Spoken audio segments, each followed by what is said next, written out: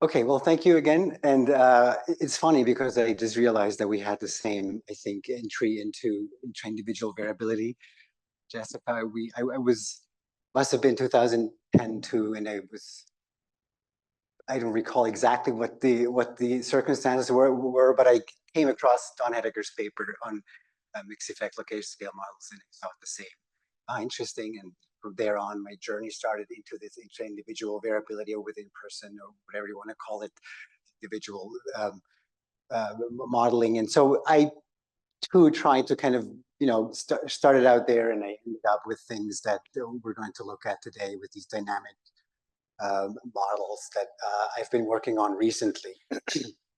So very briefly, I will start out with mixed effect location scale models, mainly because I have them in the title, because I think that's where my journey started. So this will be a segue into that second part, which will be more focused on these dynamic multivariate models.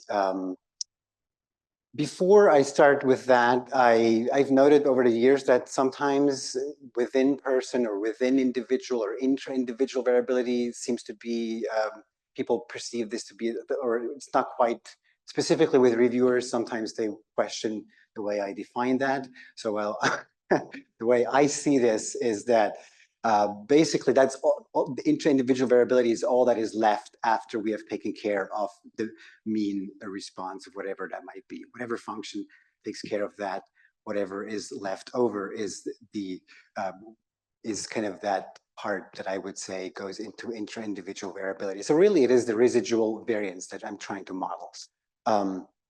Some call it the reversible short-term behavioral fluctuations. And for me, it's really just like after you've taken care of the mean, whatever stays is going to go into that intra-individual or within individual piece. The idea there obviously is that, and I think we all agree that's why we have this workshop here, is that it is not just white noise, but there's some information to be extracted from it. And it's been around for a long time. The earliest paper I found was from Woodrow in 1932, who talks about quotidian variation and in individual research. So this has been a point of research for many, many years already. Okay, so as I said, there are these models that we probably all kind of are familiar with, these location and scale models. And again, typically we would have a mean response, which is not so much the piece I'm focusing on. And then we have some scale model that takes care of the residual variance. And with that, we might find ourselves in the mixed effect location scale world where we have mixed effect models, which is an extension of a multi-level model, mixed effect model that also takes care of the residual variance. The typical way as we would see it is something like this element, and we're just going to breeze over this because I know that Don Hedeker will talk about these models in more detail, and I'm kind of assuming that a lot of you are familiar with these models as well.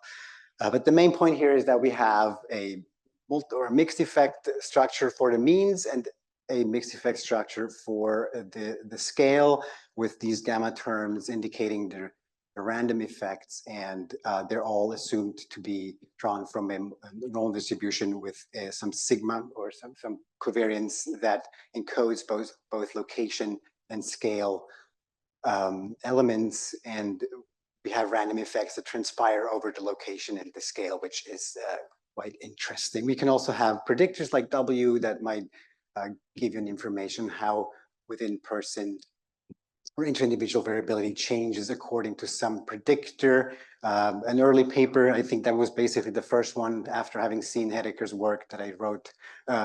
It's just something like this. This was a stress. People get stressed throughout the day and they have positive and negative affect. And so in this case here, generally speaking, you'd see that as people report more stressful events during the day, their negative affect response becomes more variable. So it doesn't mean that they report more negative affect. It just means that their variability becomes greater, and with that also you get less reliability if people are more stressed out during the day. We expanded this model, not just I, also Hedeker and his colleagues himself, to a multivariate version. it's very simple. The idea, you just kind of turn everything into a matrix, and then you have a multivariate model, right? The idea here being that you might have negative and positive affect, for example, as a outcome variable, and then your residual variance becomes now a matrix, covariance matrix. And the typical way, there's different ways. I just saw a paper coming out. I think it's coming out pretty much this month in psychological methods. They use a different approach, but we have been mainly using this idea of splitting up the covariance matrix into a standard diagonal, or it's kind of this correlation matrix and standard deviations. And again, the typical approach would be to then model the diagonal of the D matrix, which holds the standard deviations, and that would be our scale model, while keeping the correlation constant across time or individuals. I'm not going to go too much into this. Like I said, this is mainly kind of a segue into the remaining talk. Generally speaking, I would say it's always a good idea to run these mixed effect location scale models. They are in itself an interesting model, also because once you start modeling the residual variance, everything that follows from that, like reliability indices, etc., they themselves start to change. You can have different reliability indices, or the reliability index might change depending on certain predictors, like in the example with our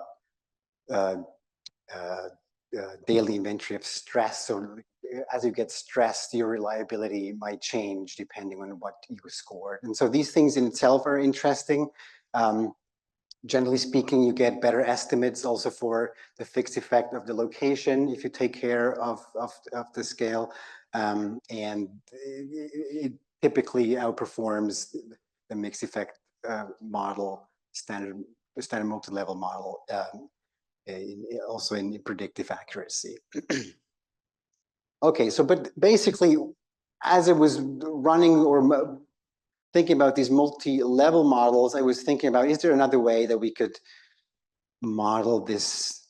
I call it H, which is really just the covariance matrix. I call it H because it is basically a heteroscedastic matrix, so that's kind of the hint there. Can we model this covariance matrix in other ways? And specifically in a more intense setting with time series, and where we can include dynamic elements into it. And so before going there, I would like to look at what people, at least in the field that I'm in, I'm working mostly in psychology, so people love the vector autoregressive model. So that's kind of the starting point, and where whenever we work with time series, this is what you might see. And there is something that we see where it's kind of a similar setup that we start like with the mixed, or like with the mixed effect location scale model. You start out with a mixed effect model where you assume that the covariances are fixed or constant over time, and then you start dealing with that element. And so here too, we have this, for example, VAR model with the H matrix here that encodes the residual covariances is being constant. And so that's the element that I was trying to figure out, can we make that dynamic and have some changes happening there. And so we can rewrite this. Again, the focus here is not so much on the vector autoregressive part, really, which we kind of can move on. The focus is more on that H matrix or covariance matrix. And again, so the idea here is, how can we model a dynamic covariance matrix? How can we turn this H into some H sub T, something that changes over time? And again, like I said, it's kind of similar to the process of thought that we start out with some model, just like with the mixed effect location scale model, where we capture the location and then we deal with the scale. I have this ideographic approach. We first start with this model where we just look at n equals 1, so ideographic with one person or very few individuals, and then we're going to move on to a multi-level version of this. So again, the idea is, how can we get H to be H sub T? And you know, there is a field that has been dealing with this for the past, I guess, 35 years, which is econometrics. And so I looked into that literature, seemed quite obvious, and I came across these GARCH models. I don't know, some might be familiar with those models. Econometricians love to have all these acronyms. So it goes by generalized autoregressive conditional heteroscedasticity, turns into GARCH. And if you have a multivariate version of that, then you just add the M and it turns into M-GARCH. The basic idea there is that you have, you can partition the covariance matrix into three parts, one part being an unconditional covariance matrix or an unconditional covariance. And then you have two parts that are similar to ARMA models where we have a, let's call it moving average, where the shocks get absorbed into the system, and then another piece that recycles or is kind of the memory of the model that recycles or have this autoregressive component of the covariances that, and the sum of these three things will result in a time varying covariance matrix.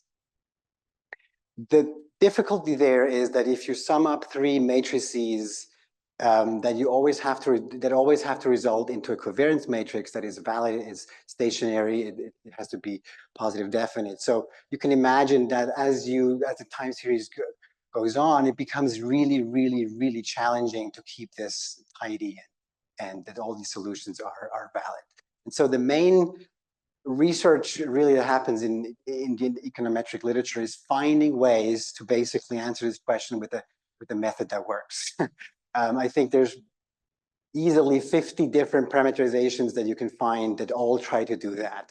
So I went through a lot of those and I thought there's some that might be useful and some not so much. I came across two of those.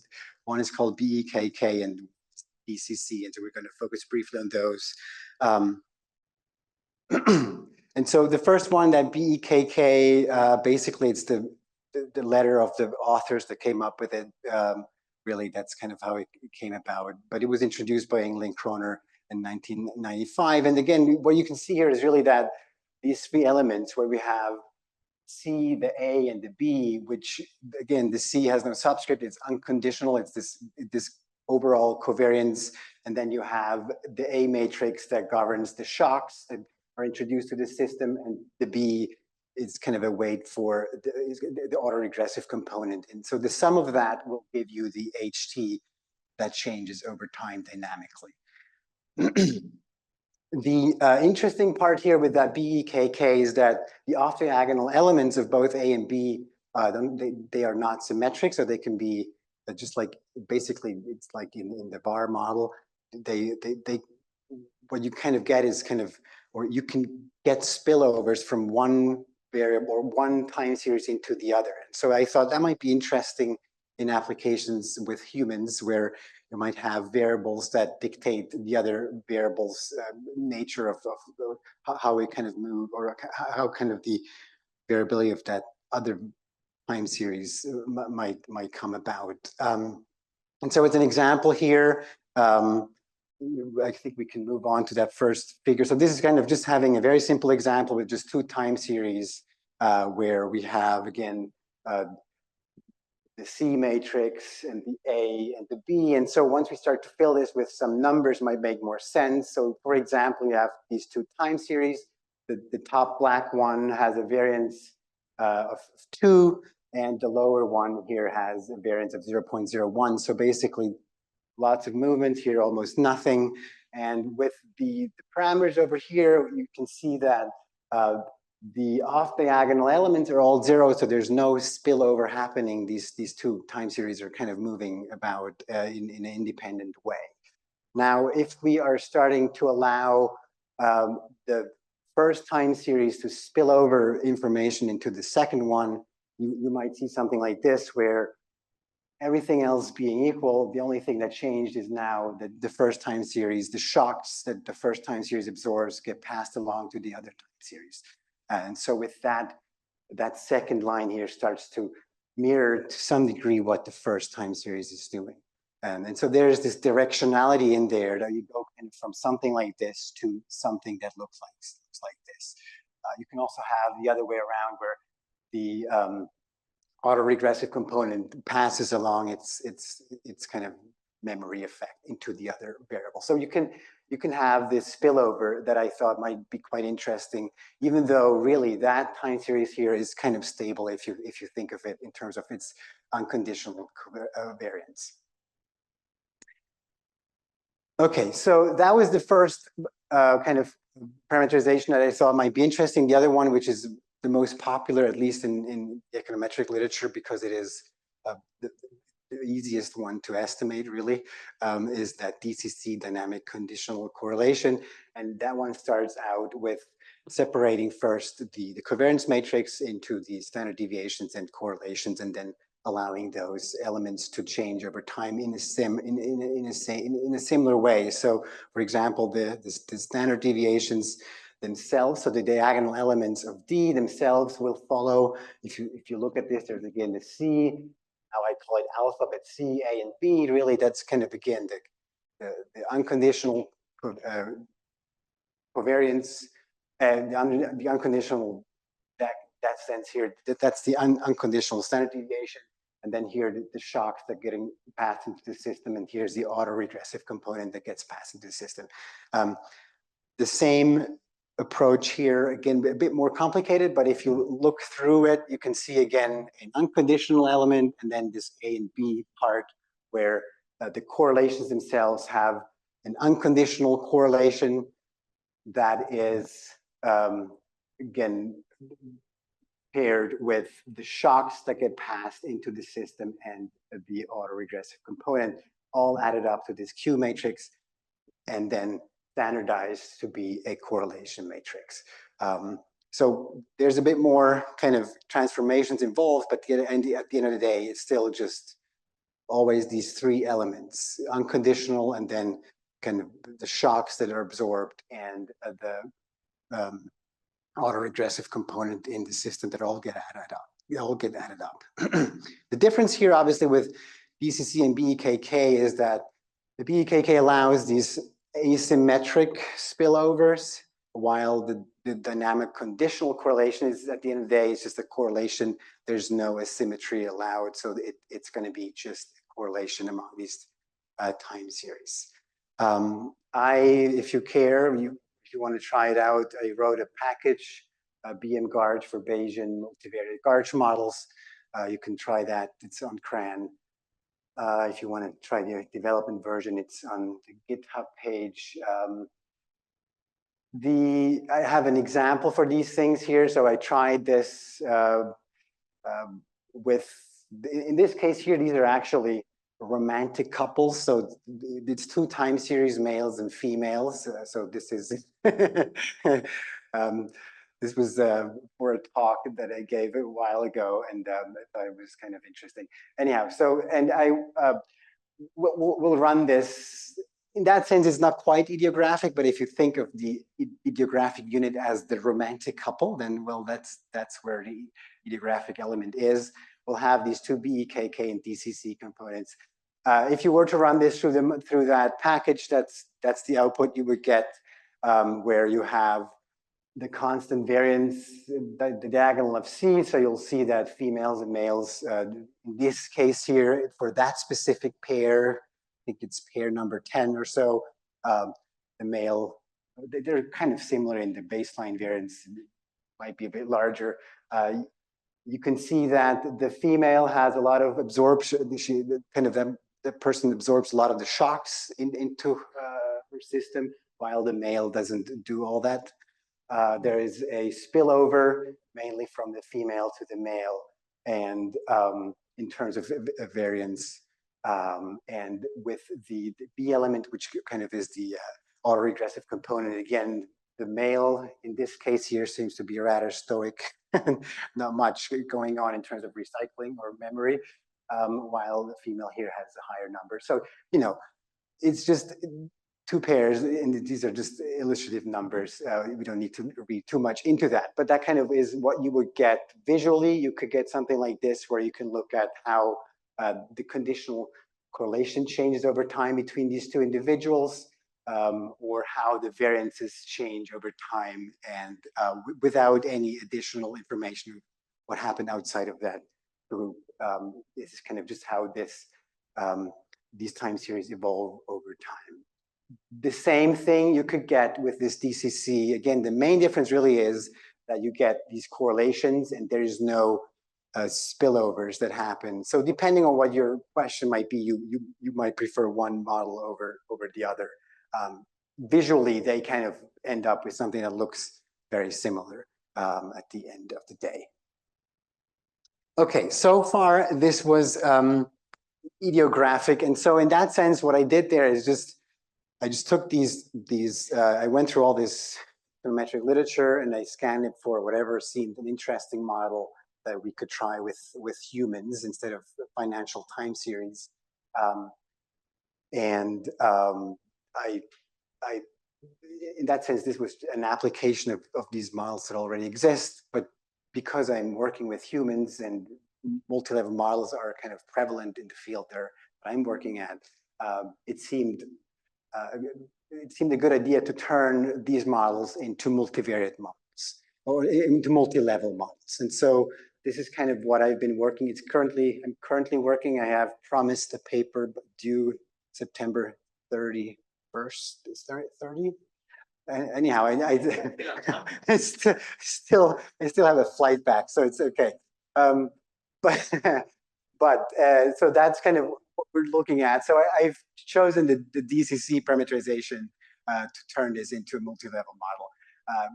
Visually, it's kind of, or like you can write it down very simply by just I added a sub I. Actually, I changed the I because but that's another thing. But anyhow, so we just added basically sub I to turn this into a multi-level model. To stay in the kind of the econometric tradition, I added another acronym to that.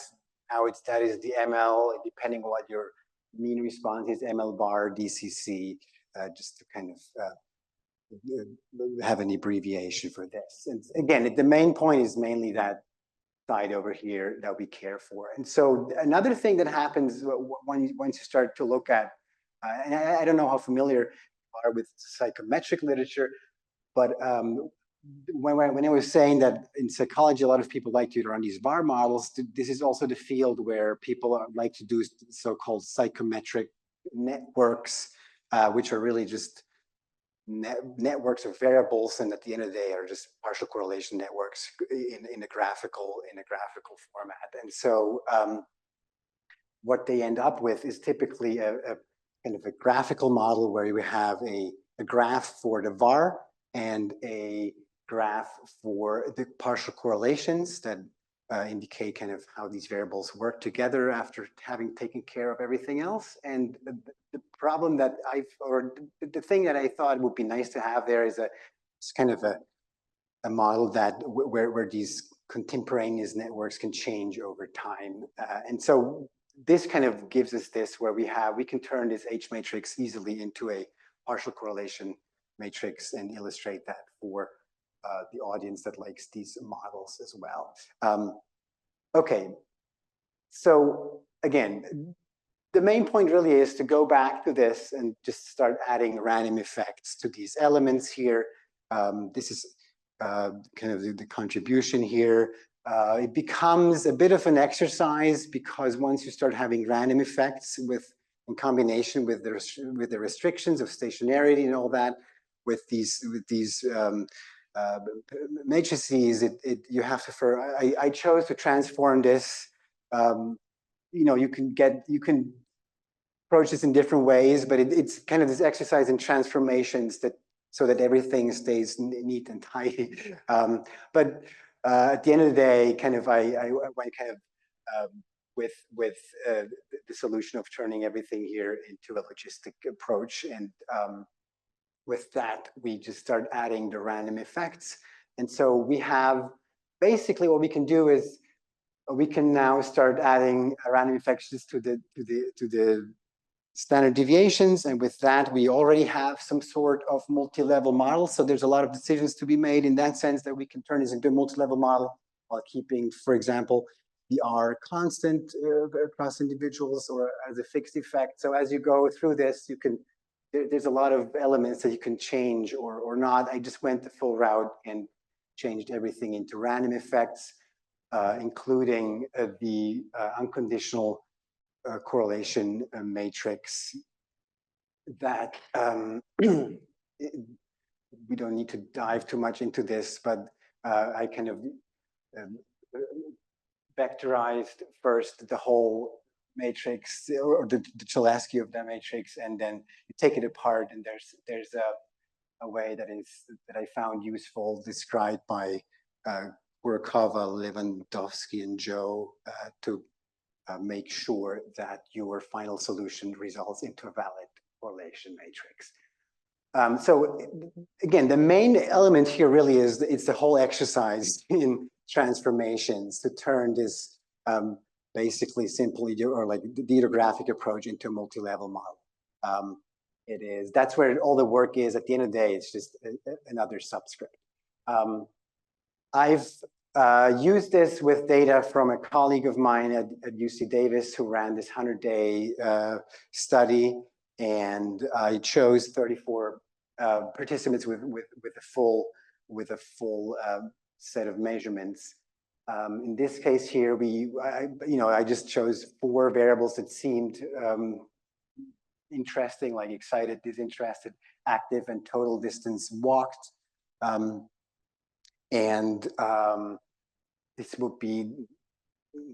This just shows 3 3 individuals, but you can see that there's, first of all, variability among individuals. These are the raw estimates of how excited they were throughout these 100 days. And I subjected it to this model. Again, everything is packed away into, I wrote another package, which is called DCNet for dynamic conditional networks. There's different samplers that you can use. I used variational inference on this because it takes quite a while to fit with an HMC sampler, even very simple models. And we can talk about this. This is one of the main issues, that these models are really, really hard to estimate. So you have to resort to some other methods. What you get, for example, I'm just going to pick out some elements that unconditional correlation matrix, which is kind of present, if you will, as a fixed effect in all the individuals, kind of describing the population unconditional correlation matrix. You could get something like this, and this is again mainly for, let's say, audiences that are used to psychometric networks. They tend to print figures that look just like this, where you get basically the partial correlations plotted in a way that looks something like that. Here you might get, this is the function call of the package, and here you might get the individual values for this graph.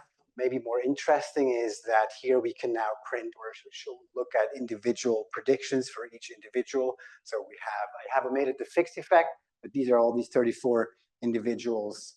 As time goes by, this is the partial correlation between active and total distance walked.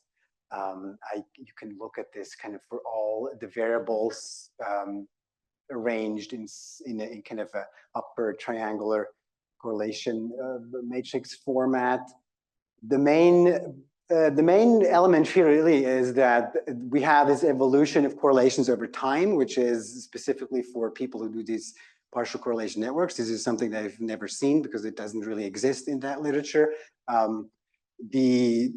There is a range of individual differences, how people kind of evolve over time. So also no surprise there, I guess. On average, there's not much change. It's a multi-level model. We don't have really any events going on. It's averaged, so it's not too surprising that there's no trend happening at this stage. Even though some individuals do show some movement that seems to be kind of like this person here seems to kind of veer off the group. So you can actually go and run individual models. So you can find these individuals and then run an individual model on that person, and you will find that this comes out as well. So it's not just an artifact of some estimation. It actually comes out even if you run these, if you pick them out after the fact, which is nice. This is just to show that there's also multi-level results if you run that. You could go back and interpret all these parameters if you felt like doing so. There's all that information in there as well. Okay, so in terms of discussion, I think we should have enough time. The basic idea here, obviously, was we started out to find a way to. We have the mixed effect location scalar model, but I was really curious to see, is there another way that we can maybe look at these covariances in a multivariate world and see how they play together and how we can partition those. And it seems that these Garch models offer, let's say, more or less intuitive approach to it. But there's, like, I hinted at that, there's so many different ways. So the basic, even though the idea sounds so simple, it really is, the devil is in the details. So you will have to kind of figure out what you want to do. And there's a lot of decisions to be made between starting the model and then kind of ending with a solution that might work. Plus, it is, and this, we haven't really talked about this. Generally speaking, it's always difficult to adapt models from another discipline, specifically a discipline that is used to having a lot of data. And so the assumptions here, in the sense we haven't really talked about those, might be not always.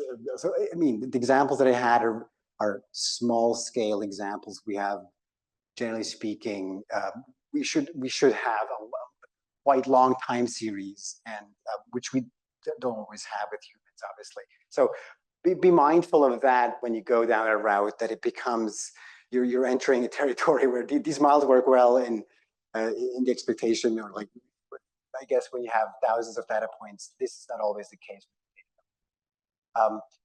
Geographic work, I find it's easier. These models work better, or it's easier, obviously, but they're less complex to estimate when you have one individual and multiple variables. But then again, there you will have to have so much more data. The advantage with the multi-level model is that you get these fixed effects that kind of help you through these shorter time series. They borrow strength, so to speak, from other individuals, but still, I kind of make the point everywhere. The amount of data really is the big Achilles heel, combined with the so this here is more like currently, I would say that our DCC model is a proof of concept. You can run it, it works. It takes, if you sample it, it takes on an average computer about 60 hours just for one run. There's no way you can run simulation studies on that. With inferential approaches, it might run 5 minutes, which is better, but then you have the issue that the estimates tend to be biased to some degree. So there is a trade-off to be made. So that's why I would say, this is really interesting, but I'm not sure if it's going to go anywhere, so to speak. Okay, so with that, I think, I hope I gave you some ideas about what I'm doing, and maybe if you feel like there's something useful for you, or if you have any questions, I'd be glad to answer any questions.